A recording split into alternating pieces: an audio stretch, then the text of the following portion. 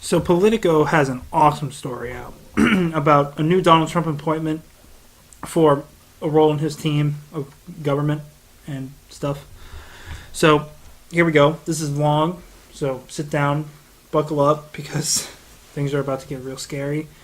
So Politico reports Dina Powell, a Goldman Sachs partner with deep ties to both Republicans and Democrats in Washington, is looking to leave the bank to join the Trump team as a senior advisor on entrepreneurship, economic growth, and empowerment of women.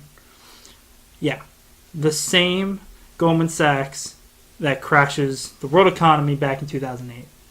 The same Goldman Sachs is going to be in Trump's team. But wait, we're not even to the scare. That's just the tip of the iceberg. Okay. So, I'm not done. Back to Politico. Quote, Powell will be the latest Goldman Sachs executive to take a leading role in Trump's team. Steve Mnuchin, who worked there for 17 years, could be Treasury Secretary. Gary Cohn, former president of Goldman Sachs, will serve as Trump's chair of the National Economic Council. Steve Bannon, who is very known for white supremacy and open bigotry towards Jews and host of Breitbart and other things, who worked at Goldman Sachs, will be a top aide in Donald Trump's government. Also, Anthony Scaramucci, who could be up for a role of Treasury or something else in Trump's government. It hasn't been confirmed what he could be doing, but he's also been announced to be in Trump's government. Also, Jay Clayton, Trump's pick as chair to the Securities and Exchange Commission, was a top Wall Street lawyer at Sullivan and Cromwell, and Sullivan and Cromwell have deep ties to Goldman Sachs.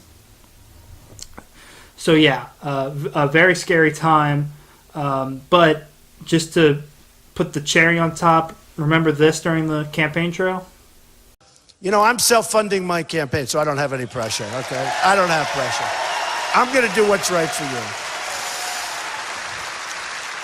Like Cruz tells you about Wall Street and the big bad bankers and this and that and all this stuff.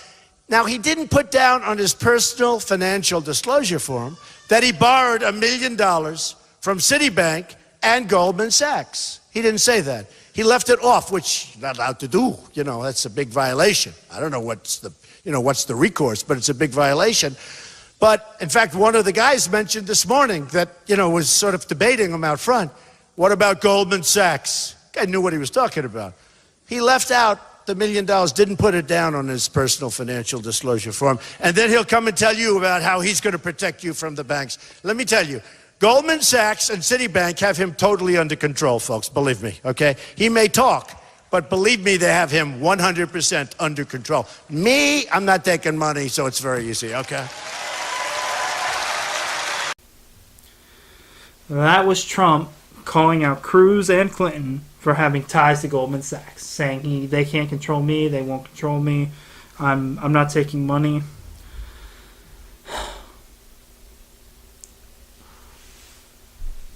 We aren't there yet for me to say this, that I agree or that it's something that I would consider, but we are very close to me coming out here and saying, like, yeah, you guys got fooled. You guys got fucking had. You guys were deceived. You guys were lied to, and you guys were getting played. You guys are getting played. I'm not there yet to call it, but we are so close.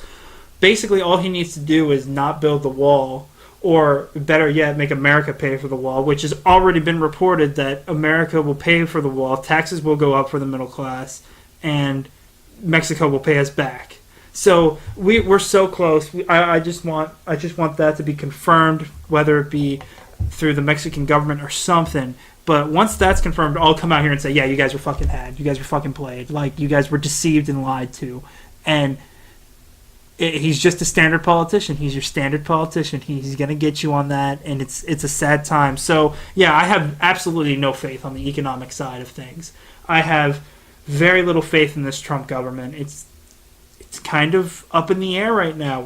The person leaving office was a constitutional scholar and professor at Harvard University, went out in Chicago, did a bunch of community service, then became senator, and then became president of the United States. Donald Trump asked to borrow money from his dad, went bankrupt at least 5 times, ignored Vietnam by saying he had an injury on his foot. His dad used open racist tactics to charge black people more money in his hotels.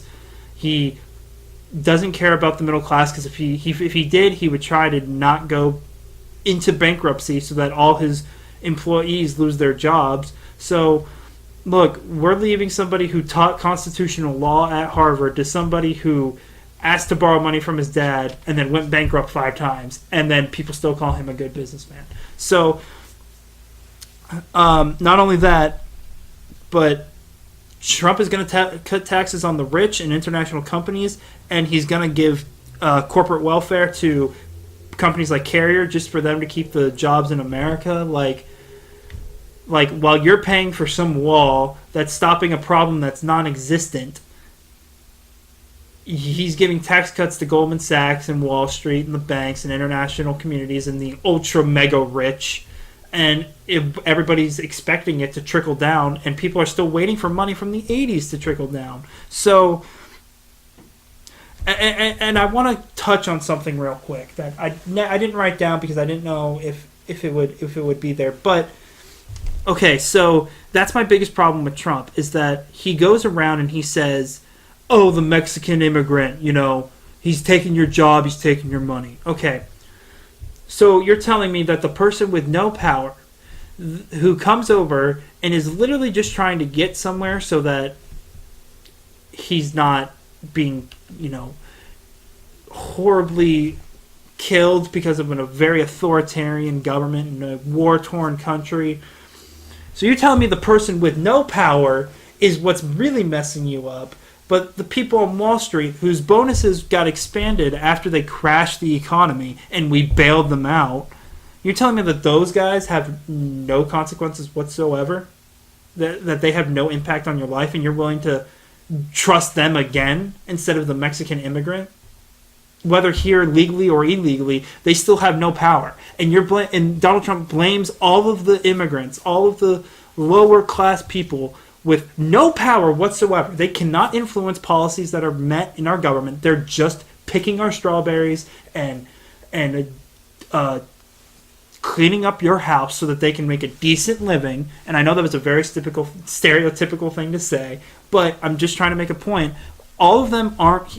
People who are here illegally are not all just strawberry pickers. There are kids that go to high school. There are kids who have assimilated, adults who have assimilated, who become journalists and read Outlaw, My Life as an Illegal Immigrant in America. It's done by a fantastic reporter whose name I'm forgetting, but he goes around and he says, look, I came here, I had no power, I was told, look, you're illegal, and I did all these things. I was awarded things at Washington Post, New York Times, San Francisco Chronicles or something. He was at these different news organizations, and he was a good journalist and highly praised, and he got awards, and he finally came out as being illegal, and it was something that was worse than coming out as being gay for him. So, look, your stereotypical, Donald Trump's open bigotness to illegal immigrants is my biggest problem because he blames them for problems that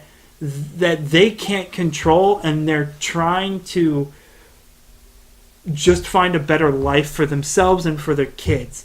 And so if you want to talk about people with criminal records, look, I'm open for that. I agree 100%. Obama deported 2.5 million illegal immigrants with criminal records. So while Donald Trump's appointing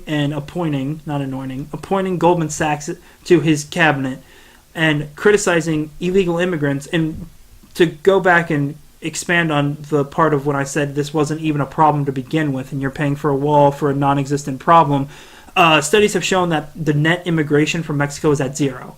Some even show that people are leaving America than trying to come in through Mexico.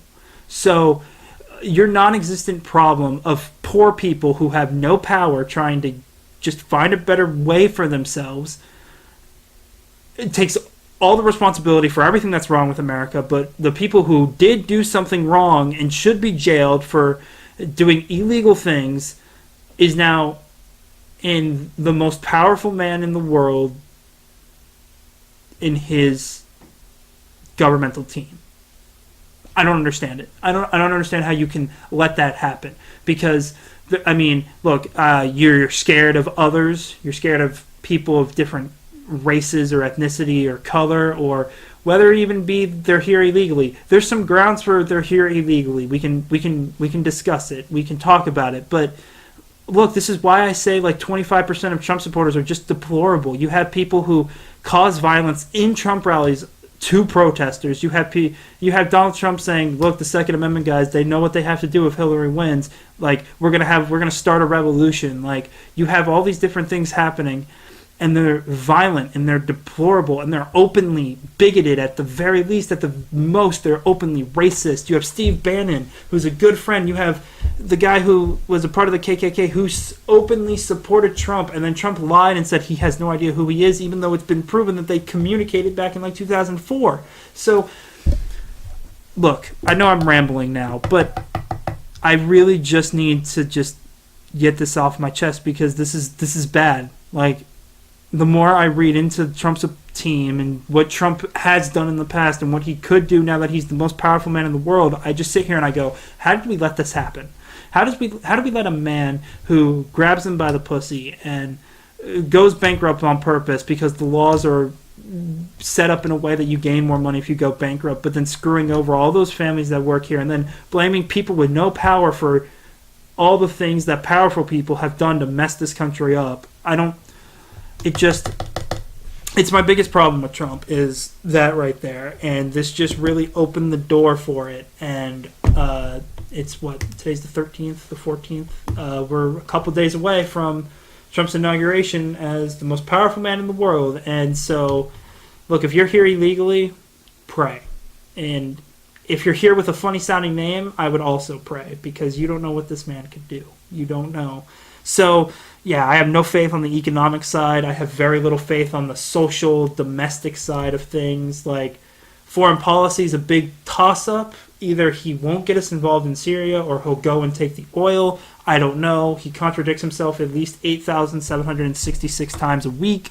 So, it's just a big toss-up. It's a big unknown. We don't know what's going to happen. We just have what's going to have what he has appointed for his team as an insight and what he's done in the past. And if you just take those two things, we're in for a bumpy ride. We're going down. Yeah, things are not going to be good. We're going down. Things are going to be bad. Buckle up. Fasten your seatbelts. Things are not looking great for us. So, yeah.